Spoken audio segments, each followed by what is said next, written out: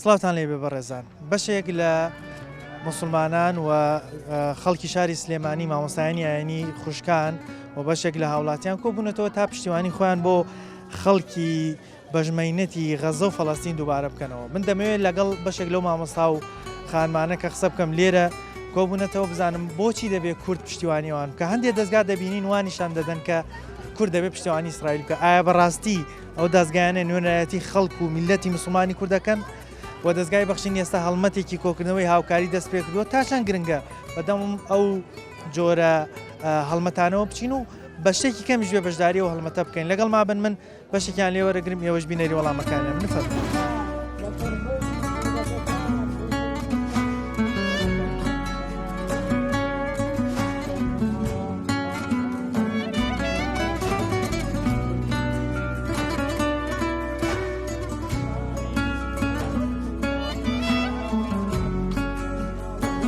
هەر کەسێکیش قسەیەک بکا برێ وەڵا خەتای مسلمانەکانە یاخود لایەنگیری جوولەکە بکە بەڕاستی ئەبێ ئەو کەسە لە ئیمانی خۆی بترسی. ئەگەر حتا مسلمانیش لە منکتانی لێ قەوما و ئەبێ ئینسان بچێ بەدەمیەوە. جیهادی قەڵەممان هەیە، جیهادی سیلاحمان هەیە، جیهادی ماڵمان هەیە. ئەقسا و دەوروبەرەکەی شوێنێکی مبارەکە و مولکی مسلمانانە. هەر کەسێک لەوێ دابنیشێ جا تورک بێ و عەرەب بێ و هەر کەسێک بێت هەر کەسێ بێ وە قیبلەی یەکەمی مسلمانانیشە. نزیکیان دوور لەگەڵتانم لەگەڵ هەموو ئازارێکتان دڵبەژانم. ڕاتان لەسەر ئەو ینی بردومانە چڕە لەسەر مسلمانانی فەڵەستین چیە مامۆستا؟ زۆر سوپاستانەکەین بە خێراتنی کەناڵەکەتانەکەین بە خێر بێنیاخە. وەڵی ئێمە وەکو مسلمان بەگشتی و مسلمانانی میلەتی کوردیش وەکو مسلمانانی هەموو جیهان زۆر پێمان ناخۆشە کە ئەمڕۆ ئەو هەموو زوڵم و زۆردارە لە مسلمانانە کرێ لە فەلەستی. جا هەر کەسێکیش قسەیەک بکا برێ وەڵا خەتای مسلمانەکانە یاخود لایەنگیری جوولەکە بکە بەڕاستی ئەبێ ئەو کەسە لە ئیمانی خۆی بترسی. ئێمە وەکو مسلمان پشتگیری ئەکەین لەو مسلمانە زوڵم لێکراوانەکە لە فەلەستی.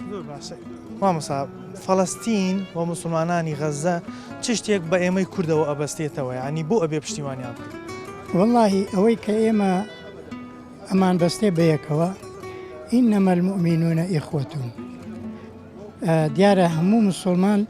هەموو جیهان مسلمان برای مسلمانە و هەر ئەو ئیمانەشە کە بەیەکەوە ئەمان بەستێت. ئێستا دەستگای خێرخواسی بەخشین هەڵمەتێکی ڕاگەیاندۆ بۆ ئەوەی هاوکاری مادی بنێرێ بۆ مسلمانانە. تا چەند گرنگە مسلمانان بەدەم ئەم هاوکاریانەوە بچن کە هەر جۆرە هاوکاری هەر زۆر جێگەی خۆیەتی لەم کاتەیە کە مسلمانانی هەموو جیهان و بە تایبەتیش میلەتی کوردی خۆمان و مسلمانانی هەرێمی کوردستانی خۆشمان بەشداری بکە لەو بەخشینەدا و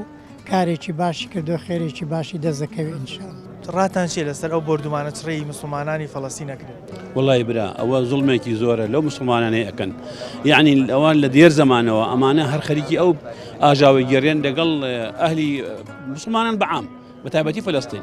ئێمە وەکو کورد چ شتێکەمان بەسێ لەگەڵ بەسێتەوە بە مسلمانانی فەڵەستینەوە بۆ بێ پشتیوانیەوە؟ وڵی دین ئەمان بەسێ بەیەکەوە مرۆڤایەتیش. ینی ئێستا ئەمەی کە بینین پێت وایەتر لە هەموو ئەخلاقی مرۆڤایەتیات تۆ خوارەوە ئاوا بەو شێوازە پەلاماری مسلمانان و ژن و منداڵ و ئەوان زۆر تاوانە زۆر تاوانە یعنی مناڵ ژن چ تاوانێکی هەیە لە ماڵ بۆ خۆی دانیشتووە نەچوەتە بەرەنگاریان نەبوونەتەوە چ تاوانێکیان هەیە ئەم قەسبە ئیشواییەکەن بەسەریانە. ئێستا دەستگای خێرخواسی بەخشین خەریکی هەڵمەتێکە کۆکردنەوەی هاوکاری و بۆیان بنێرە هاوکاری مادی. تا چەند گرنگە مسلمانان بەدەم و جۆرە هاوکاریانە وڵی واجبە وڵی لێ قەوماون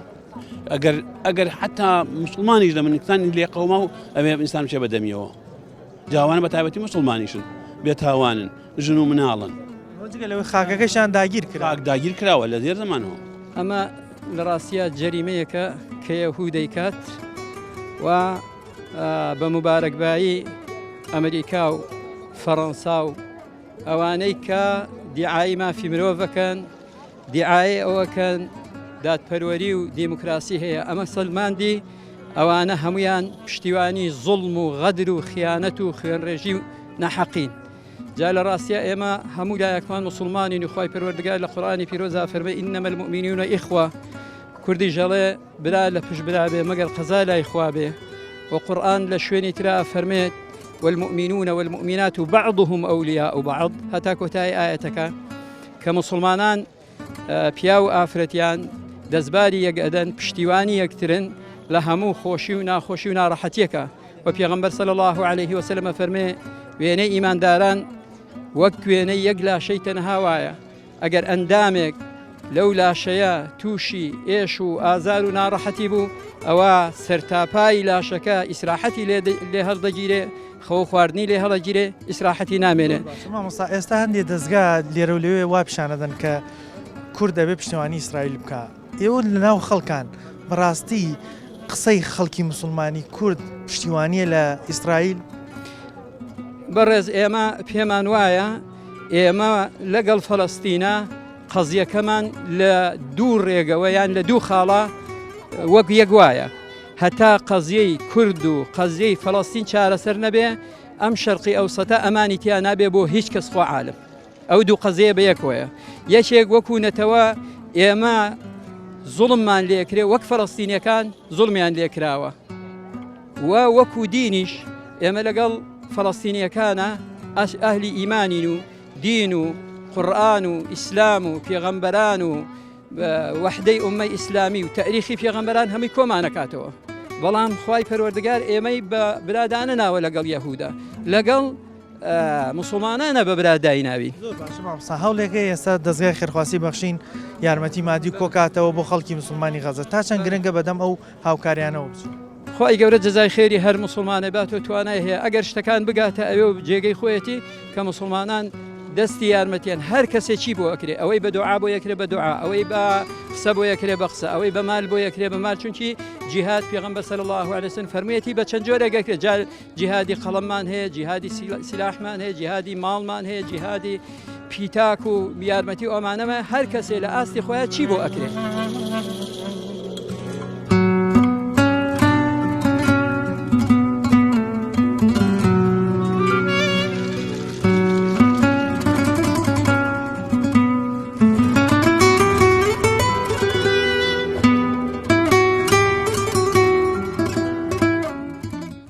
ڕاتان لەسەر ئەو بردومانە شڕی مسلمانانی فەڵەستین چیە بە تایبەت غەزە کە ئێستا لەژێر بردومانی جوولەکەیە؟ وڵا دیارە خۆی هەر کۆبوونەوەی ئەم گردبوونەوەیە بۆ دەربنینی ناڕەزاییە بەڵامبەر بەو زوڵم و تعدایە و بەو نەحەقیقە کرێ بە ئەلی غەزە و بە فەلەستین بە گشتی و قودس بە شێوەیەکی تایبەتی تر چونکە ئەوە مڵکی هەموو مسلمانانە مڵکی هەموو کەسێک خۆی مسلمان بزانێەوە دیفاعکردن لەو خاکەشە واجبێکی شەرعی سەرشانی هەموو مسلمانێکە کە ئێمە لەگەڵ خەڵکی فەڵەستین چ شتێکەمان بەسێ بەیەکەوە وەکو کورد تا پشتیوانیان لێ گەورەترین شتێکمان بەسێ بەیەکە بریتە لە دینەکە بریتە لە ئاینەکە و بریتە لەو شوێنەی کە قورئانە فەرمێ الذي باركنا سبحان الذي أسرى بعبده ليلا من المسجد الحرام إلى المسجد الأقصى الذي باركنا حوله أقصى ودور بەرەکەی شوێنێکی مبارەکە مڵکی مسلمانانە هەر کەسێک لێوێ دابنیشێ جا تورک بێ و عەرەب بێ و هەر کەسێک بێت هەر کەسێ بێ وە قیبلەی یەکەمی مسلمانانیشێت. هەندێک دەستگا وا نیشانەدەن کە ئێمە و فەڵەستین پەیوەندیمان بە یەکەوە نیە یان جۆرێک لە پشتیوانی ئیسرائیل تێدایە لە پەیامەکانیان ئەم دەستگا کوردیانە بەڕاستی تعبیرەکەن لە میلەتی کورد نەخێر نا هەر کەسێ تعبیر لە بۆچوونی خۆی کات هەر کەسێکە مسلمان بێ ئێمە وەکو مسلمان و ئەمە قورئان و ئەمە پیرۆزی ئەقسا و قودسە و ئەوەیشی کە بڕۆی بە شتێکی تر هەیە ئەسێکی ترە میلەتی کوردە بە میلەتی کورد نوێنرایەتی و دەستگانە میلەتی کورد زۆربەی زۆری سانەوە و هەشتی مسلمانە و هەموو مسلمانێکیش حوزە لەگەڵ خەڵکی فەڵەستینە و لەگەڵ گەلیستەم لێکراوی غەزەیە کە بە تایبەتی کە ئەم شەو ئەو نەخۆشخانەیە کە نەخۆشخانەکە بردومان کراوە زیاتر لە 500 کەسەیە شەهید بووە ئیتر ئەوە هەموو عالەمی هێناوێتە قسەکردن هێناوێتە جوڵە دەستگای خێرخوازی بەخشین ئێستا هەوڵێگەیە یارمەتی مادی بۆ مسلمانانە کۆبکاتەوە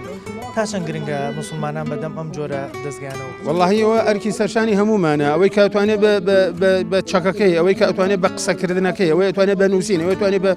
پارە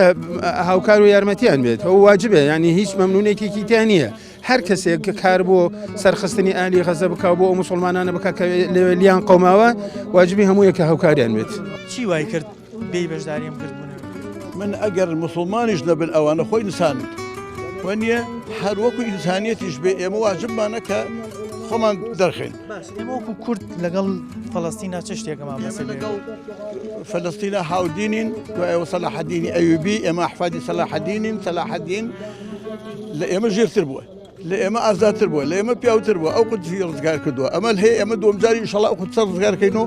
ئێمە میلەتێکین مسلمانین شایەتبانیان هێناوە بە شانی محەممەد صلی الله علیه و سلم ئەو یان شایەتبانیان نەناوە بە شانی محەممەد واجبمانە لە خزمەتیانە بین. زۆر باشە. هەندێک دەستگا وان نیشانەدەن کە کورد دەبێت پشتیوانی ئیسرائیل بکات. قسە چیە لەسەرم؟ ئایا ئەم دەستگایانە نوێنەرایەتی وای پیشانەدەن کە خەڵکی کورد ئەبێ پشتیوانی ئیسرائیل بکات لەبەرەوەی ئیسرائیل ڕۆژە لە ڕۆژان پشتیوانی کوردی کردو. ئایا بەڕاستی ئەم دەستگایانە نوێنەرایەتی میلەتی کوردەکەن؟ ئەو دەستگایانە خۆیان نۆکەری ئیسرائیلن ئەوانە لە ژێرە کلکن بۆ یەکان واکەن ئەجینا ئێمە مسلمانین و الحەمدلله ئەرە وەڵاوان بە ئاوازی ئیسرائیل لە سوورە ئەمەش بە ئاوازی لا ئیلاهە ئیلا الله محەممەد ڕەسوول الله. باشە تا چەند گرنگە یارمەتی و دەستگایانە بدرێت کە دەستگای بۆ نمونە بەخشین ئێستا هاوکاری کۆ کاتەوە بۆ مسلمانانی غەزە ئێمە وەکو مسلمان تا چەند گرنگە بەدەم و جۆرە هاوکاریانەوە خەڵک گیانەدا ئێمە پارە بدەین هەر زۆر زۆر کەمای حەقە زۆر پارە بدەین ماڵمان بدەین گیانمان بدەین وەکو ئەبوو بەکری سەدیق کە هەموو ماڵی بەخشی وەکو عەبدوڕەحمانی کوڕی عەوف کە هەموو ماڵی بەخشی ئێمە ماڵ چییە؟ ئێمە گیانیشمان حازرە لە خزمەتیانە ئەوسا دەستمان نەکان ئێمە خۆمان تەقینەوە جوولەکە. ئەلبەتە ڕشنی خوێنی بەناحەقی مسلمانانی غەزە لەدەست بەدەستی زاڵمان و ملهوڕانی سەرزەوی بەدەستی ئەو کەسانەی کە ئەمڕۆ خۆیان بە دیفاع کرد لە مافی مرۆڤ دەزانن بەڵام ئەمڕۆ بینیمان لە غەزە خوێنی خوشک و برایانمان وە خاکی مسلمانان لەوێ ئاگر باران و تۆپباران و بۆمبا باران کرا بۆیە ئەوەی بن پێم کراوە ئەمڕۆ هاتووم لێرە لەگەڵ برایان و خوشکانمان لێرە پشتیوانی لە مەزلومانی قودس بکەم و پشتیوانی لە مەزلومانی غەزە بکەم بۆیە ئەمڕۆ ئەوم پێدەکرێ ئەگەر پێم کرێشتی زیاتر ئەەکەین و بەڵام ئەمڕۆ ملهوڕان و زاڵمان و ستەمکارانی سەرزەوی کە ڕێگاکان هەمووی داخستووە ئەم هەموو سنوورەیان بۆ ئێمە گرتووە ئەگینا ئێستا ئێمە مسلمانان ئەمانتوانی لە غەزە پشتیوانی لە خوشک و براکانمان بکەین نەیەڵێن ئەو زاڵم و ستەمکارانەی کە ئەمڕۆ براکان و خوشکەکانمانیان لەوێ قەتیز ماوە بە تاقی تەنیا ماوەتە نەمانێت بە تەنیا بن. وەکو کورد ئێمە لەگەڵ فەڵەستین و مسلمانانی غەزە چ شتێکەمان بەسەبەیەکەوە بۆ بێ پشتیوانیان وەکو کورد ئێمە عزیزەکەی من ئیمانمان هەیە و ئیسلاممان هەیە وەحدەتمان هەیە برایەتیمان هەیە کە ئێمە هەمومان لەخوا یەکین لە ئیسلامدا یەکین بەڕاستی لە ئیمانە یەکین لە پێغەمبەردا یەکین. پێغەمبەر فەرمی عەلەیهی سەلات وسەلام لە بستێ لەسەر خاکی زەوی هەر برایەک هەر خوشکێک هەر ئیماندارێک ماندوو بێ ناڕەحەت بێ ئازار بێ جەستەی تایەکی لێبێ ئومەتی پێغەمبەر هەموو وەکو یەک تای لێ هاتووە ئەو برایانەمانە خوشکانمان لەوێ زوڵمیان لێ دەکرێت واجبی سەرشانی هەموو مسلمانێکە لە سەرانسەری زەویە ئەوەی پێی دەکرێت لە بەرامبەر غەزە و لە بەرامبەر خوشک و براکانمانەکە بە ئاگر و ئاسن ئەسووتێ دەرێن ئێمە بچین دفاعی لێ بکەین بەڵێ خاڵی هاوبەشمان زۆرە. باشە مامۆستا دەستگای بەخشین ئێستا هەڵمەتێکی کۆکردنەوەی مادی بۆ مسلمانانە دەست پێ کردووە تا چەند گرنگە بە هەڵمەتی مادیش بەشداری ئەو جۆرە با بڵین هەڵمەتانە بکەین ئەو هاوکاریانە بگەین نەدەستی و مسلمانان. کەمترین کارێکە ئەوەی ئەمڕۆ مسلمانانی کوردستان پێ ئەکرێ کۆکردنەوەی پیتاک و هاوکاریە بە خوشک و برایانمان لە غەزە کە ئەمڕۆ بەسیترین شتێک کە پێویستی ژیانە لە ئاو لە خواردنە ئەوان لێن گیراوەتەوە لە ڕێی زاڵمان و ملهوڕانەوە بەڵێ ئەرکی سەرشانی تاکی مسلمانانە ئەوەی کە کراوە ئەوەی ئەکرێ و ئەتوانێ بیبەخشێ بە بەرنامەی بەخشین بۆی بەخشین ئەو دەستە ئەمینەی بیگەێنێ بە شوێنی مەبەست و هەروەک لە ڕابردوودا بۆ تورکیا بۆ مەلەرزەکەی تورکیامان بینی کە دەستی پاکی ئەمینی بەخشین توانی پیتاکۆ کاتەوە بیگەێنێتە شوێنی مەبەست بەم شێوەش ئینشاءڵڵا مسلمانانێکی سەرشانمانە هەمومان ئەوەی پێمان ئەکرێ کۆیکەینەوە بیدەین بە بەخشین و بەخشینی بیگەنتە شوێنی مەبەست. هەندێک دەستگا دەبینین جۆرێک لە جۆرەکان وا پیشانەدەن کە کورد پشتیوانی دەوڵەتی ئیسرائیلەکە. ئایا بەڕاستی ئەم دەستگایانە نوێنەرایەتی میلەتی کوردەکەن یاخود نوێنەرایەتی شوێنێکی تایبەتە؟ عزیزەکەیم هەروەکو ئەو دەسەڵاتدارانەی ئەمڕۆ لە سەرانسەری زەویەوە بە تایبەتی وڵاتانی عەرەبی و ئیسلامیدا کە خۆیان بە نوێنەری مسلمانان و وڵاتانی عەرەبی ئەزانن هەر چۆن وەک ئەوان نوێنەر نین و پاشکۆی وڵاتانی زلهێزی دنیانەوەکو ئەمریکا ئیسرائیل ئەو دەستگا و ڕاگەاندانشی کە ئەمڕۆ لە کوردستانە پشتیوانی لە ئیسرائیل دەکەن بەڵێ ئەمانە هاو ئاواز و پشتیوانی ئەوانن بۆی کوردی مسلمان ساردکەنەوە لەو پشتیوانی و تەبای و پێکەوەبوونەی کە ئەمانەوێ وەحدەتی برایەتی و جارێکی کە ئیسلام و مسلمانان کۆکەنەوە لە بەرەو یەک سەنگەردا.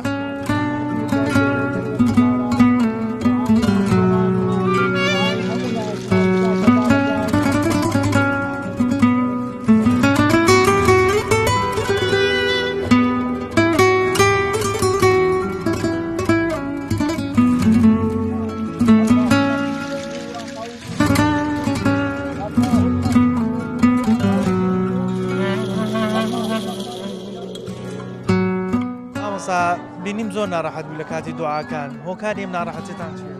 بسم الله الرحمن الرحيم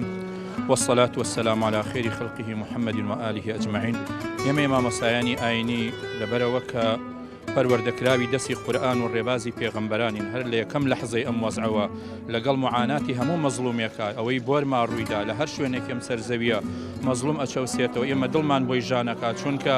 ئێمە بە ڕۆح و بە گیان لەگەڵ هەموو مەزلومێکان بە تایبەتی ئەگەر موسڵمان بێت و بەناهەق لەلایەن زۆردارانەوە بچەوسێنرێتەوە کە بەرنامە و پرۆژەی ئیسرائیل و سەهاینە و زایۆنیزم هەمان بەرنامە و پرۆژەی نەمرود و قارون و فرعون و هامانەکانی ڕۆژگار و مێژووە کە دووبارەی ئەکەنەوە مسلمانانیش بە هەمان شێوە ڕێگە و ڕێبازی ئیبراهیم عەلەیهی السەلام و نوح پێغەمبەر و موسا پێغەمبەریان گرتووەتە بەر کە ڕوبەڕووبوونەوەی ئەو ستەمکاری و قۆرەخکاری و قەتڵکاری و خۆپەرستی و دنیاپەرستیەیە کە پرۆژەی شەیطان و شەیاطینە پێغەمبەران عەلەیهیم السەلات وەسەلام خۆیان سەرمەشقی قوربانیدان بوون بەڕاستی غەزە و فەلەستین سەلماندیان کە ڕاستەوخۆ پەیوەندیان بەخوای پەروەردگارەوە هەیە زلهێزانی دنیا بە ئەڵمانیا و بەریتانیا و فەڕەنسا و ئەمریکاوە بە هەزاران فڕۆکە و جێش و ئەسلحە و چەک و جبەخانەی زۆریانەوە بە هەموو شێوەیەک لە دەعمی زایۆنیزمان غەزە پاش ئیمداداتی ناوخۆیی و پاش عیزەت و ئیرادە و غیرەتی خۆیان ئیمداداتی خوایان لەگەڵایە ئەگینا لە دەرەوەی خۆیان بەداخەوە حکمڕانانی عەرەب هەرچۆن لە ئاستی قەزەی کوردیە هەر لە ساڵی 1970ەوە هەتاوەکو ئێستا لە بەرامبەر هەموو مەرگەساتەکانی کووردا بە گڵۆپی سەوزی ئەوروپا و ئەمریکا کیمیاباران و ئەنفال و کۆڕە و کرا حکمڕانە عەرەبەکان لە ئاستی قەزەی کوردیا بێدەنگ بوون چونکە قەزەی مەزڵوم بوو بە هەمان شێوە ئێستش لە بەرامبەر قەزەی فەلەستینە کەڕ و لاڵن کە بەڕاستی مافی مرۆڤ مافی ژن مافی بەناو مناڵ لەژێر پرسیارێکی خەتەرایە بەڕاستی لەژێر پرسیاری ڕسوابوون و نامۆبوون و گەندەڵبوونان کە بێمەوقیفن بەرامبەر بەم قەزیە ئینسانیە قەزەی ئیسلامەتیش نەبێ خۆمە قەزەیەکی ئینسانە قەزەی مرۆڤە کوا هەڵوێستی بەناو ڕێکخراوە درۆینە بازرگانە کۆیلەکانی زاڵمان لە بەرامبەر قەزەی ژن و مناڵی فەلەستینە هەندێک دەستگا دەبینین جۆرە لە جۆرەکان وا پیشانەدەن کە کورد دەبێ پشتیوانی ئیسرائیل بکە بەڕاستی ئەم دەستگایانە نوێنەرایەتی میلەتی کوردەکەن کە بەم شێوازەی دیعا بۆ دەوڵەتی ئیسرائیل قوربان گیان ئەمە سونەتی ژیانە لە ژیانی دنیادا دوو بەرە هەیە بەرەی حەق و ناحەق هەر کەسێ سەری لەو کاسە و لەو ئاخورا بێت مەجبورە پاسی ئەوە بکە ئەوەی ئیسرائیل و ئەمریکا و غەرب کردی بە کورد ئەڵێ با بە دەواری شڕی نەکردو بەڵام بەداخەوە لە ناو میلەتی کووردا ئێستش خەڵکێکی گێل هەیە ئێستش شوێن گورگ کەوتووە ئێستا شوێن ڕێوی و چەقەڵ کەوتووە بەداخەوە دۆست و دوژمنی خۆی ناناسێ قەزەی کوردی کە ئێستەش لە ژێر هەژمونی فەوتان و توانەوایە پیلانی ڕۆژئاوا و ئیسرائیلە بەداخەوە مامۆستا دەستگای بەخشینی خێرخوازی هەڵمەتێکی کۆکردنەوەی هاوکاری مادی بۆ مسلمانانی غەزە دەست پێکردووە تا چەند گرنگە مسلمان بەدەم ئەم جۆرە هەڵمەتانەوە قوربان ئەمەش جۆرێکە لە جیهاد خوای گەورە فەرمیەوە ئەنفقوا فی سەبیل الله ولا تلقوا بأيديكم إلى التهلكة وأنفقوا خوای گەورە فەرمیێ خۆتان بەرەو تیاچوون مەبن ببەخشن وخوای گەورە فەرمیێ وجاهدوا بأموالكم وأنفسكم تێبکۆشن لە پێناوی ڕەزابوونی خوا و خۆشبەختی مرۆڤەکانە بە ماڵ و بەگیانتان دەستگای بەخشین ناوەکەی لە سەدەقەوە هاتووە سەدەقەش تعبیرێکی قورئانیە تعبیری سنەتی پێغەمبەری خوایە بەڕاستی ئەوە کەمترین ئیرادەی ئینسانی مسلمانە کەماڵی ببەخشێ لەم ڕۆژگارەدا لە 250 تا هەر چەندێک بۆ ئەوەی بەشداری خێر و خۆشی و خەمی براو خوشکی مسلمانی بێت ئێمە لەبەرەوەی کە مرۆڤین یەکەم دووەم کە مسلمانین سێم کە کوردین دەمان ئەمڕۆ کورد و مسلمان لە جیهانە کورد لە کوردستانە و مسلمان لە جیهانە ئازار و ئەشکەنجە و ناڕەحەتی زۆرە چێژێ ئێستاکەش ئەو فەلەستینەی کە ئەوە بۆ 75 ساڵەتێ ئەڵئەچێت لەناو ئازار و ئەشکەنجە و ژان و فرمێسک و خوێنە ئەتلێتەوە ئێمە ئەحساسێک و هەروەها ئازاری ویژدانمان هەستکردن بە مسلمانەتی و دینداری و مرۆڤبوونمان هەستر کرد بەوەی پشتگیری لە ستەم لێکراوان بکەین دژی زاڵمان و ستەمکاران بوەستینەوە ئەوە هێناوینی بۆ ئێرە بە یەک دەنگ هاوار ئەەکەین ئەڵێ نەخێر بۆ زڵم و ستەمکاری نەخێر بۆ کوشتنی مناڵ و ژن و بێتاوان نەخێر بۆ کاولکردنی نەخۆشخانەکان و بە بۆمبی گەورە هەبرون بکرێت نەخێر بۆ ئەو مناڵانەی کە ئەم شەو گوێم لێ بوو ئەو بینی و مەمۆخ لەسەریان هاتەوە دەرەوە مناڵەکان ئەو مناڵانەی کەوا مناڵێکی بچکۆلەیە بە براو خوشکەکەی ئەڵێ شایەتمان بێنە شایەتمیان بێنە ئەو ئاەتە کە خوای گەورە لێوان نووسرا بۆ خوای گەورە ئەفەرمێت ولا تحسبن الله غافلا عما يعمل الظالمون إنما يؤخرهم ليوم تشخص فيه الأبصار مهطعين مقنعي رؤوسهم لا يرتد إليهم طرفهم وأفئدتهم هواء أو آياته هنا من كخواي جرا أفرمي ونزان الظالمان واستمكاران خواي پروردگار بآگاه لستم مستمكرنكيان ولا آزارداني شو ساوكان ئەو فەلەستینە کەوا خەمی هەموو مسلمانانە خەمی هەموو ئازادی خوازانە خەمی هەموو ئەو مرۆڤانەیە کەوا حەست ئەحساسیەت و شعورێکیان تایە بۆ مرۆڤایەتی کە داگیرکاری زایۆنی بەو شێوەیە بەبێ ڕەحمانە ئەو هەموو ئاگر و ئاسن و باروتە ئەبارێنە بەسەر ئەو ژن و مناڵە بێتاوانانە خۆڕۆی نایە و ناتوانێت بە هیچ شێوێ بەرامبەر بەو پاڵەوانانە بەو قارەمانانە ڕوبەڕوو ببێتەوە بە خۆی و دەبابەکانیەوە و بە خۆی و ئەمریکا و زلهێزەکانی و ئەڵمانیا و ناتوانن ڕوبەڕووی ئەو چەساوانە ئەو قارەمانانە بمنەوە ڕژین و مناڵ ئەوێرن زۆر شەرمە بۆ سەرۆکی ئەمریکا زۆر شەرمە بۆ سەرۆکی ئەڵمانیا زۆر شەرمە بۆ بەریتانیا و بۆ هەموو زلهێزەکان کەوا هەمویان هاتون بۆ کۆمەڵە ژن و مناڵ ئەکوژن کۆمەڵە ژن و مناڵ خەڵتانی خوێنەکەین ئەڵین غەزەی خوێناوی غەزەی ئازاردەلاو غەزەیەکەوا لە بیاتی هەموو جیهانی ئیسلامی شەڕ دەکەن و خوێن دەڕێژن و هەمووتان قوربانی دەدەین لەگەڵتانین لەگەڵ ئازار و ژانتانین لەگەڵ فرمێسک و خوێنتانین بە هەموو دڵ و گیان و ڕۆحمان ئەوەی توانامان هەیە بەردەوام بین. هەندێک دەستگا دەبینین جۆرە لە جۆرەکان پشتیوانی وا نیشانەدەن کە کورد دەبێت پشتیوانی ئیسرائیل بێت بەڕاستی ئەوانە نوێنرایەتی میلەتی مسلمانی کوردەکەن ئەوانەی کەوا شتەکان بە لە ڕێدا ئەبن ئەوانەی کەوا خاوەنی ئیرادی خۆیان و بیرکردنەوەی خۆیان نین کەوا ئابە و شێوەیە شتەکان ئاوەژۆکەن بە هیچ جۆرە ئەوە تعبیر نییە لەگەلی کوردی مسلمان کە هەست ئەکا بە ئازاری هەموو چەساوەکان کە هەست ئەکا بە ئازاری هەموو مسلمانانی جیهان و هەروەها هەموو چەساوەکانی ژیان ئێمە لەگەڵ ئەوان کە لە هەموو شوێن و جێگایەک دەستی زاڵمان و ستەمکاران بگیرێت و هەروەها ستەملێکراوان پشتگیریان لێ بکرێت ئێمە لەو کەسانین کەوا پشتی مەزلومان دەگرین و ڕوبەڕووی زاڵمان ئەوەسینەوە ئەڵین زوڵم نەکەن چونکە پێغەمبەرەکەمان صلی الله عليه وسلم فەرموویەتی انصر ئەخاکە ظالما ئەو مەظلوما فەرمووی پشتی براکەت بگرە ئەگەر زاڵم بێ و هەروەها زڵم لێکراو بێ و زاڵمیش بێت وتیان ئەوە ئەگەر زڵم لێکراو بێ پشتی ئەگرین بەڵام ئەگەر زاڵم بێشۆن فەرمووی دەستی بگرن ئەی ئەوانەی کە کارتان بەدەستە دەستی ئەو دڕندانە بگرن مێڵن ئەوە ئاگر و ئاسن ببارێنن بەسەر ئەو فەقیر و هەژارانە کە کارەبایان نییە ئاویان نییە دەوا و دەرمانیان نییە خەسەکانەکانیشیان پێڕەوا نابینن تیانە بمرن ئەو مرۆڤایەتە بێ ڕەحم و بێدڵ و بێ وێژدانە کەیەتەوە بخوایە و خەبەری ئەبێتەوە بەڕامبەر بەم هەموو زوڵم و ستەمکاریە ڕابوەستێتەوە زۆر حیفە بۆ حکامی عەرەب بۆ ئەوانەی کەوا کلکیان لەگەڵ ئەمریکا و لەگەڵ ئیسرائیلات تێکەڵ کردووە ئەو هەموو هاوار و گریان و ناڵە و فرمێسک و خوێن و مناڵە پارچە بوانە نایان جوڵێنەوە هەستیان ناجوڵێنێت شعرت هەبوو ویستم ئەگەر بتوانین شارەکەشمان بۆ بخوێنیتەوە ئەم پارچە خوێنراوەش پێشکەشە بەو وڵاتە بریندارە بە ناوی خوای بەخشندە و مەهرەبان ئەی فەلەستین لەگەڵ ئازار و ژانت دام لەگەڵ کزەی وجدانت دام لەگەڵ خەمی کۆن و نوێتدا ئاوێزانم لەگەڵ گریانی منداڵی خەڵتانی بە خوێندا دڵبەژانم کزە و ئازاری ئەو دایکەی کە ڕۆڵەکەی لەدەستداوە شار و وڵاتی وێرانی ماڵی بەسەردا ڕووخاوە لەکوێوە بێم برینێکت بپێچم و ئازارێکت کەمکەمەوە لاپەڕەیەک لە مێژووی خوێن لەگەڵ تۆدا هەڵدەمەوە نزیکیان دوور لەگەڵتانم لەگەڵ هەموو ئازارێکتان دڵبەژانم مرۆڤایەتی بێویژدان کوا هەڵوێستی مرۆڤانە ئەم گەلە قەتڵ و ئام دەکرێ بەدەستی ئەم دڵڕەخانە ژن و منداڵی بێتاوان پەکەوتەی ناو ماڵان ژن و منداڵی بێتاوان و پەکەوتەکانی ناو ماڵان خەڵتانی خوێن و خاک دەکرێن بە زیندوی لەبەر چاومان ئەی موسڵمانانی جیهان ڕێگەمەدەن ئەم ستەمە بەردەوام بێت ئەو شەپۆلی خوێن ڕێژیە دڵنیابن بۆ هەمووان دێ ئەی ترسنۆکەکان ئەی جووە ترسنۆکەکان بە حکمی ئاگر و ئاسن بیر و باوەڕ ناڕوخێنرێ ئەم قەڵای ستەم و ئەم قەڵای ستەم و نادادیە بێگومان بن دەڕوخێنرێ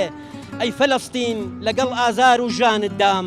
لەگەڵ کزەی وجدانت دام مسلمانانی پەرتوپەل زوویەک گرن بە زەلیلی و پەرتوپەلی مەژین مەمرن ئێوە ئایەی وەعتەسیم و مەشخەڵی دین و ژینتانە سەد مەخابن پەردەوازن دوشمن لێتان پڕ ئەمانە دەیەک گرن دڵی یەکتر ئازار مەدەن مەڕەنجێنن دوژمنی دین و ژیانتان بە یەک نرکە بترسێنن برایەتی و یەک ریزی نهێنی سەرکەوتنمانە بۆ ئەم دنیا و بۆ ئەو دنیا مایی خۆشبەختیمانە.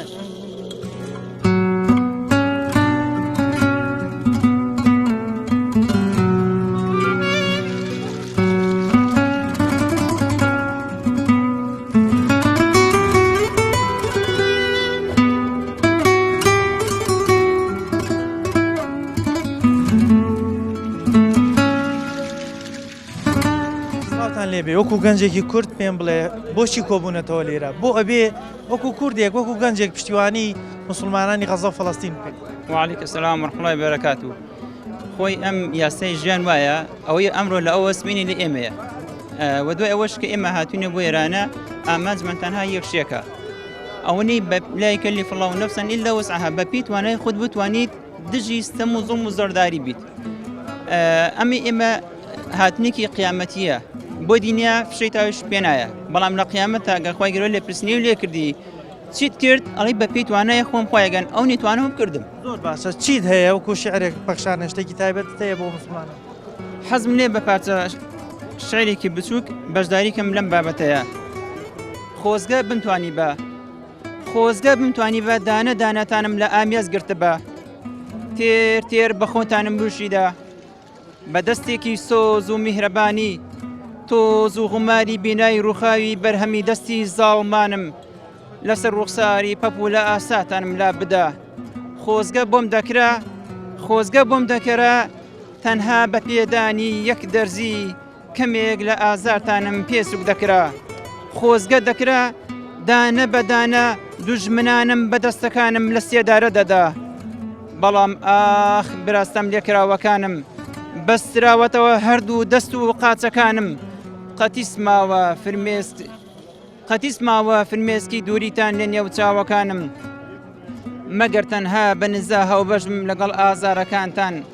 چەکی ئێمەی هاوبەرتان تەنها نزایە ئەڵڵاه لەسەرتانی لادا ئەم بەڵایە ئەی برانی ستەم لێکراوم بەنا حەقداگیرکراوم مژدەتان لێ بێ هەرچی خەم و ئازارە لەلای ئەڵڵاه بە مسقاڵ دیارە. سڵاوتان لێبێ جەنابتان وەکو کوردێکی مسلمان بۆچی کۆبوونەتەوە و چی ئەمان بەسێ بە فەڵەستینەوە ئێمە وەکو کورد؟ بەڵێ خۆی گەورە فەرمێ ئینەمە المؤمنون ئیخوە یعنی ئەمە لەسەر و هەموو شتێکەوەیە یعنی هەر کەسێک لەم ئاەتە لابدا گومان لە ئیمانی خۆی بکات ئێمە گە پێش هەموو شتێک وەکو مسلمان پشتیوان و پشتگیری برا و خوشکە مسلمانەکانی لە هەر شوێنێکی دنیاە بێت نەک لە فەڵەستین لەگەر لە ئەمریکا شابێت هەر زوڵمە لە هەر کەسێک بگرێ پشتیوانی ئەەکەین وەزایدەن وەکو نەتەوە ئێمە وەکو کورد لەگەڵ فەڵەستینە لێکچوونمان زۆر لێک خۆنزیکە هەردووکمان خاکمان داگی کراوە هەردووکمان زوڵمان لێکرێ هەردووکمان کیمیایی و بۆمبی فسفۆڕی و بۆمبی ئەنواع بۆمبان لەسەر تاقی کراوەتەوە تاقی ئەکرێتەوە لەبەرەوە بە هەر شێوەیەکی ئێمە پشتگیری فەڵەستین بکەین حەق بە خۆمان ئەدەین کە پشتگیریان بکەین. ئێستا دەبین هەندێک دەستگا وانیشان دەدەن کە کورد پشتیوانی ئیسرائیلە بەڕاستی ئەم دەستگانە نوێنەرایەتی ئەو میلەتە کوردە مسلمانەکەن یاخود تعبیرە لە کەمینەیەکی خۆیان. بەڵێ وەڵی ئەوە نەک کەمینە لەوانەیە بە پەنجەکانی دەست بژمێردرێن بەڕاستی ئەمانە کلکایەتی سیاسین بۆ ماسۆنیەت و سەهیونیەت بەڕاستی لەبەر ئەوەی کە ئەگوزەرەی لە هەرێمی کوردستانە زۆرینە مسلمانێکە ئەوانش کە خۆیان بە مسلمانە زان و پشتگیری ئیسرائیلەکەن بەڕاستی خەڵەتاندنی خۆیانە نەک خەڵک لەبەرەی خەڵک بە دڵنیایی ئەو کەسانە ئەناسێ کورد ئەوەی کە هەیە ئەوەی کە لەم جۆرە کردبوونەوانە بەشداری ئەکات کە بەڕاستی هەم مسلمانە هەم پشتگیری هەم بڕای بەو ئاەتەش هەیە کە خۆی گەورە فەرموویەتی ئەوەشی کە بە پێچەوانەی ئەوە ئیشەکە بە دڵنیاییەوە گومان لە ئیمان و کار و کردەوەی خۆی بکات و گومان لە کوردبوونی خۆشی بکات لەبەرەوەی کورد بە هەموو شێوە ئێمەنەوەی سەلاحەدینی ئەیوبین ئەیتر ئەوان زۆر جانەوە جنابەت فەرمووی ڕخنە لەو بابەتە ژەگەن کە ئەڵەن سەلاحەدینی ئەیوبی عەرەب بۆ یاگە کورد وایە دەوڵەتی کوردی دروستەکە کاتی خۆی ئێستا با بڵێن ئێستا ئێمە ئەوانەی کە بانگشی ئەوانەکەن با بڕۆن ئەمریکا و ئەوروپاکەی ئەوان بێن دەوڵەتی کوردی کەسەسی نەگوتن بۆ نانەسەر دەوڵەتی کوردی ڕابگەن. سعد ئێستا دەستگای خێرخواسی بەخشین هەڵمەتێکی بۆ کۆکردنەوەی هاوکاری مادی دەست پێ کردووە. تا چەند گرنگە موسڵمان لەم کاتانە کە هیچی پێ ناکرێ بتوانێت هاوکارێکی مادی کەمی هاوکاری و جۆرە دەستگایانە بکات. بڵێ بەڕاستی ئەمە ئەوتێ ئەضعف الئیمانە، یعنی کەمترین هەوڵ و کۆشتەکە تۆ هاوکاری خوشک و برای مسلمان بدەیت لە هەر شوێنێکی دنیاە. بەڕاستی ئەگەر توانای مادیت هەبێ زەڕورە تۆ بەشداری لەم جۆرە کەمپینانە بکەیت، ئەگەر نەدبوو دوعای خێرێ بکە، ئەگەر نەدبوو هەر بە هەر شوێک بە دڵیش پێت ناخۆش بێ گرنگەوەی تۆ پشتیوان و پاڵپشتی ئەو خوشک و برایانە بی لە غەزە. خوشکێکی مسلمان پێم بڵێ چی وای کرد ئەمڕۆ لەو شوێنەوە دوورەوە بێن بۆ ئێرە ئەم گردبوونەوە بکەن. بەناوی خی بەخشندەی میهرەبان سوپاسی بەڕێستان دەکەم. دیارە یەکەم شتێک کە هاندەرمان بۆ ئێمە وەکو ئیمان ئیمانەکەمان پاڵی پێوەیان کە بێبین دیفاع لەو خوشکبراکانمان بکەین لە فەڵەستین لە غەزا و خاڵێکی تریش بەڕاستی وەکو ویژدان هەموو ئینسانێکی بێ ویژدان ئەبێ ویژدانی بجوڵێ بۆ ئەم کارەساتێک کە لە غەزا ئەخڵقێ بەڕاستی بێ ویژدانیەک ئەکرێ پێچەوانی هەموو یاسا و ڕێسایەکی ئاسمانی و زەمینیە ئەمەی کە لەم کارەساتێکە لە غەزا ئەخڵقێ ئێمە بۆیە هاتوین بەڕاستی ئەمە ئەضعف الئیمانە ئەمە کەمترین هاوکاریمانە بۆ خوشکبراکانمان لە غەزا کە هاتوین لێرە ئەم گردبووینەوە بەشداریم گردبووینەمان کردووە. مامۆستا دەبینین هەندێک دەستگاوان نیشان دەدەن کە دەبێت کورد پشتیوانی دەوڵەتی ئیسرائیلەکە بەڕاستی ئەو دەستگایانە نوێنەرایەتی خەڵکە مسلمانەکەی کوردەکەن. بێگومان نەخێر ناوەڵی ئەوان هیچ نوێنەراتی خەڵکی مسلمانی کورد ناکەن ئەوان بە ئەسلی بۆ خوان سەر بە جوولەکەن سەر بە ئیسرائیلن ئەوان هەمیشە دیفاعی لە خەڵکی ناحەق کردووە ئەمەی ئێستا کە ئەخڵتیە ئەوگەر ئینسانی یەک زەڕە ئیمانی یەک زەڕە ویژدانی هەبێ ئەبێ لە هەموو شوێنێک لە هەموو جیهان هەموو مرۆڤێکی بە ویژدان بێتە سەرخەت بەڕاستی ئەمەی کە لەگەڵ ئەم مرۆڤانە ئەکرێ لەگەڵ هیچ کەسێک نەکراوە. ئێستا دەستگای بەخشین هەڵمەتی کۆکردنەوەی هاوکاری مادی دەست پێ کردووە تا چەند گرنگە لەو هەڵمەتانش بەشدار بین ئەگەر پارێکی کەمی. وڵا زۆر گرنگە من دەستخۆشیان لێ ئەەکەم بەڕاستی زۆر گرنگە ئێمە هاوکاریەکانمان بە تایبەت کە ئێستا بۆ خوشکبراکانمان لە غەزە هاوکاری مادی لە دوای دوعا و نزا و پارانەوە بەڕاستی هاوکاری مادیان زۆر پێویستە و بەخشینیش دەستگای بە خێرخوازی بەخشین دەستێکی ئەمینە گرنگە ئێمە هەمومان متمانە و سیقیان پێ بکەین هەر وەکو چۆن کاتی خۆی گەیاندیانە کوردانی ڕۆژئاوا هەر بە هەمان شێوەش بیگەین بەو برایانەمان بۆ خوشکانەمان لە فەڵەستین کە بە دەستگای بەخشین دەستێکی ئەمینە و ئێمە هیچ گومانمانی و متمانەمان پیان هەیە و داوا لە هەموو خێرخوازێک لە هەموو مسلمانێک ئەەکەین کەمترینیش بێ ئەوەندی لە تواناندا بێ بەڕاستی هاوکاری مادیام بگەینێ ئەمڕۆ هاوکاری مادەکە لە ئەوان بۆ ئەوان لە هەموو شتێک گرنگترە ئەتواندێ لەوێ بۆیان بدرێ بە دا و دەرمان کە ئێستا بەڕاستی یەکێک لە شتە هەرە گرنگەکان کە لێیان بڕاوە دا و دەرمانە و بابەتە سەحیەکانە.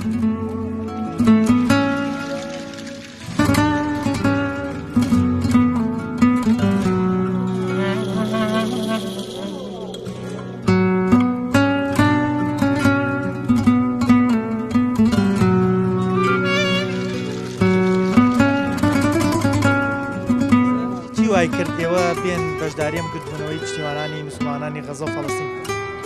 سڵاو لە بەڕێزیشتان وەڵا ئەوەی کە ئێمە هاتوینە ئێرە و پشگیریان بکەین ئەوەی ئیمانەکەیە کە ئێمە مسلمان لە هەر شوێنێک ئایبرای مسلمانە یان خوشکی مسلمانە ئەوەیە کە ئێمە پشگیری خۆمان بۆ ئەوان دەربڕین بە حەدیانی کەمترین شتێکە کردبێتمان ئەمەیە کە دوعایان بۆ بکەین کە قسە بەو کە ئەو جوولەکانە بڵێن دوعایان لێ بکەین کە خوای گەورە تەفروتونیان کە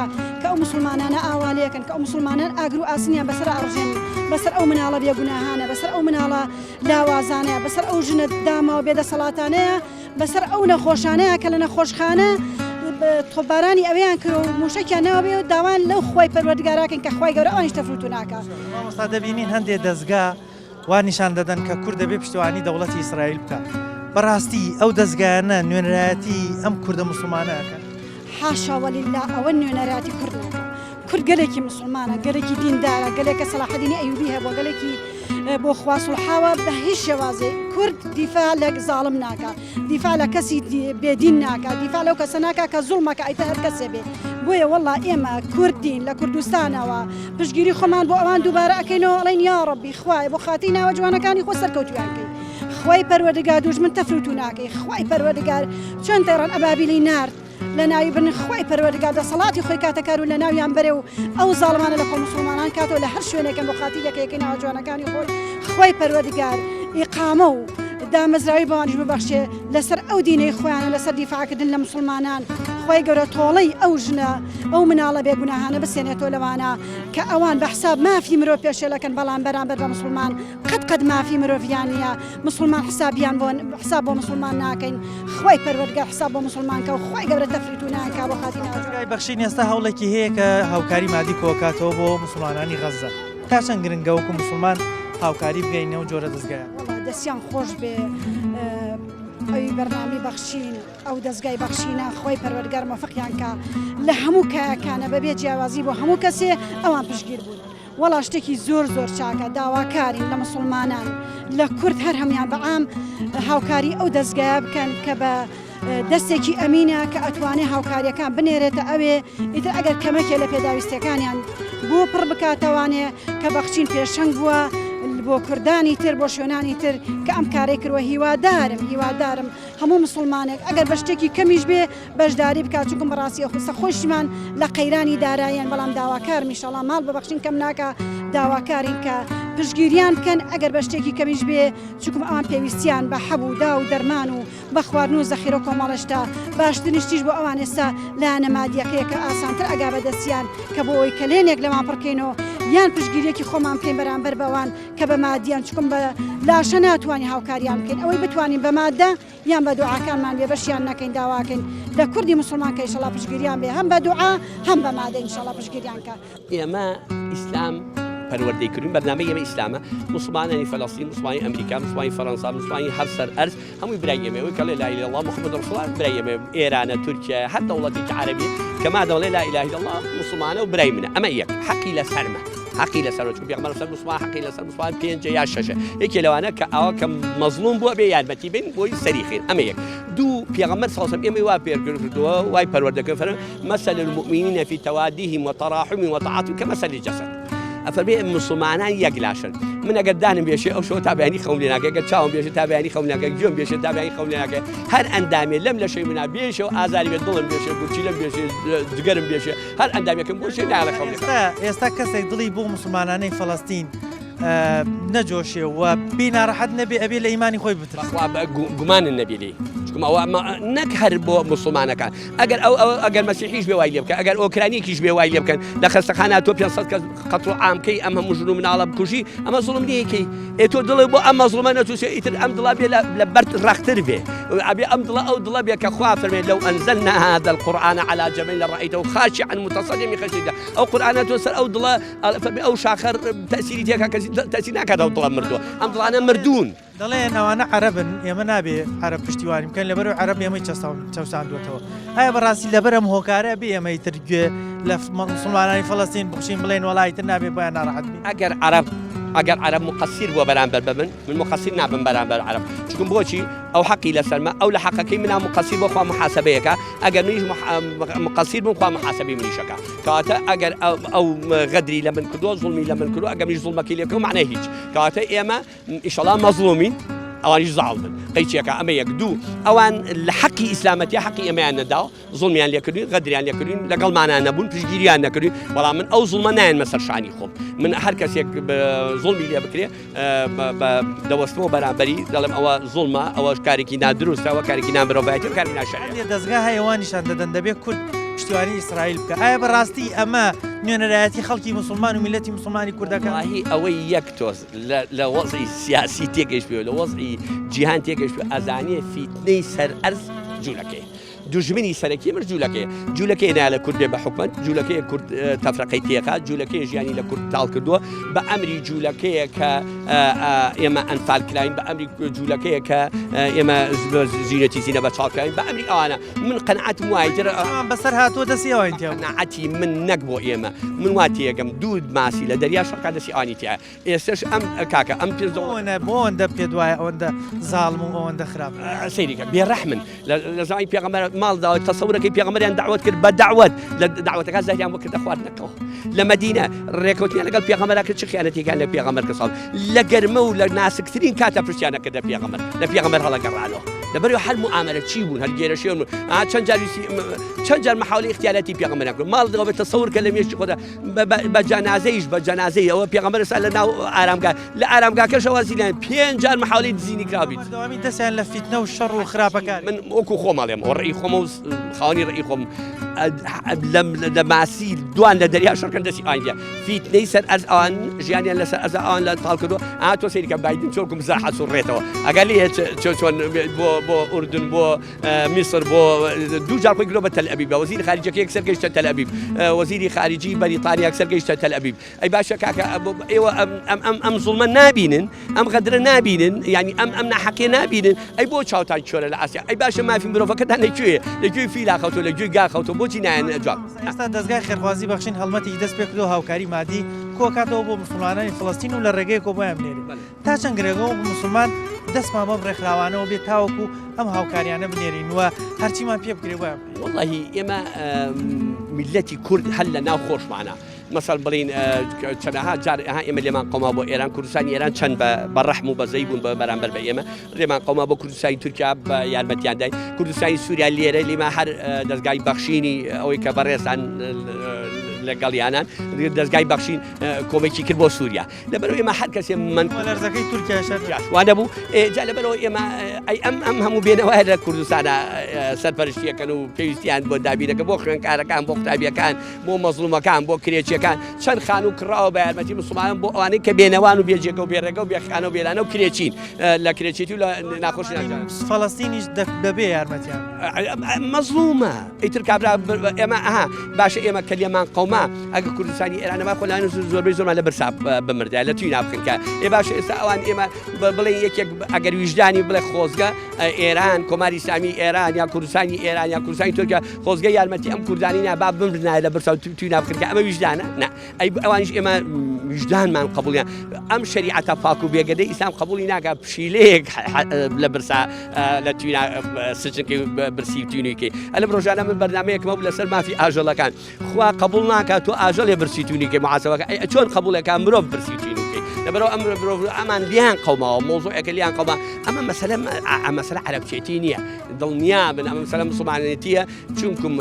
ئەو قودسە یەکەم قیبلەی موسڵمانانە بەشی ئێمەی پێوەیە ئێمە خوێنمان لەسەر ڕشتۆش تاریخ شاهیدە لە ساڵی 1948 کورد لەوێ شەهیدی داوە بەشێک لە کورد هەمیشە دوعایەوەکەن چۆن شەرەفی ئەوان پێبەخشرا سەلاحەدینی ئەیوبی قودسی ڕزگار کرد جارێک دوعایەوەکەن کە شەرەفی ئەوە بدرێتەوە بە کورد سەرکردەیەک لە کورد بتوانێت ئەمە زە لە قسە ڕزگار ئەم شایەتی خۆیانی دەن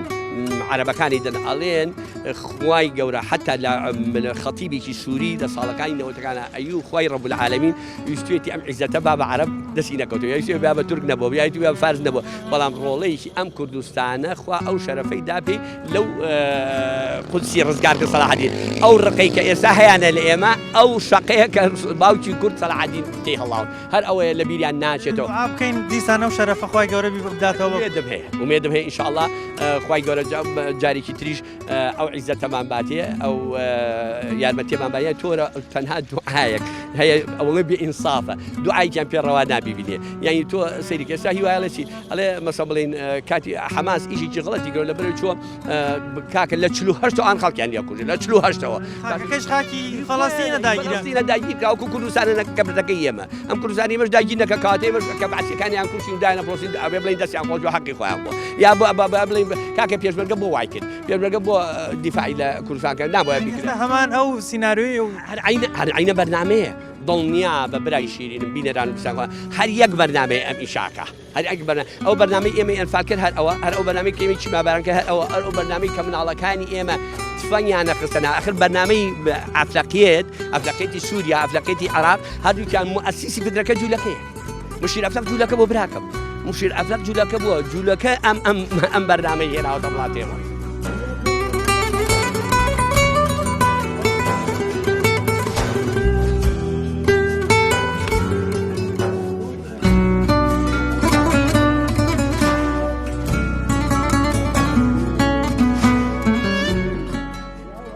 پێغەمبەری خوا دەفەرموێ ئینەمە المؤمنون الإخوة واتە موسڵمان برای موسڵمانە ئەم حەدیسەیە کە بەشێکی زۆر لە خەڵکی کۆ کردەوە بۆ پشتیوانیکردنی موسڵمانانی غەزە و فەڵەستین ئێمە وەکو کورد چەند شتێکەمان بەسێتەوە بە فەڵەستین و مسلمانانی غەزەوە. یەکەم خاکیان داگیر کراوە وەکو میلەتی کورد. دووهەم مسلمانن، ئێمەش ئەو خاکە بە پیرۆز دەزانین لەبەرەوەی پێغەمبەری خوا و لە ئاەتە قورئانی پیرۆزەکان باس کراوە هەر شتێک لەو خاکە بکرێت کە ئێستا داگیر کراوە بەداخەوە ئازار بە دڵمانەکە. سێم وەکو مرۆڤایەتیش ئێستا دەبینین ئاگر و ئاسنیان بەسەر ئابارێنن لە دڵەوە بۆیان ناڕەحەتین و دوعای خێریان بۆ کەین داواکارین خوای گەورە خۆی تۆڵەیان بۆ بکاتەوە و سەرکەوتنیش بە و مجاهید و جەنگاوەر و بەرگری کارە فەڵەستینیانە بەخشێ کە بەرامبەر ئەو دەسەڵاتە زاڵمە ستەمکارە ئێستا وەستاوەتەوە و دەستگای خێرخوازی بەخشیشێنیش ئێستا هەڵمەتێکی دەست پێ کردووە بۆ ئەوەی هاوکاری مادی کۆبکاتەوە بینێرێت بۆ مسلمانانە هەر کاتێک ڕێگە کرایەوە بە زووترین کات هاوکاریان بکە. بۆیە ئێمە وەکو کورد میلەتی کورد میلەتێکی زۆرینە مسلمانین لە هەر شوێنێکی ئەم دنیاە ئیتر بەشەکانی تری کوردستانی خۆمانە یاخود ئەوروپای یاخود فەڵەستین یاخود هەر شوێنێکی سەرزەویە مسلمانێک ئازاری پێ بگات ئێمەش لە دڵەوە ئازارمان پێگات و هەتاو دقەیش کە لەسەر ئەم دینە بین دەبێت بەم شێوازە مامەڵە بکەین. هیواداری خوای گەورە بەهانای خەڵکی فەڵەستین و غەزەوە بێت بۆ تۆڵەشیان بۆ بکاتەوە. بەنامەم جارم پێشکەشکردن تا بەرنامەیەکی تر و تەوەرێکی تر بەخوای گەورەتان دەسپێرم. خواتان لەگەڵ.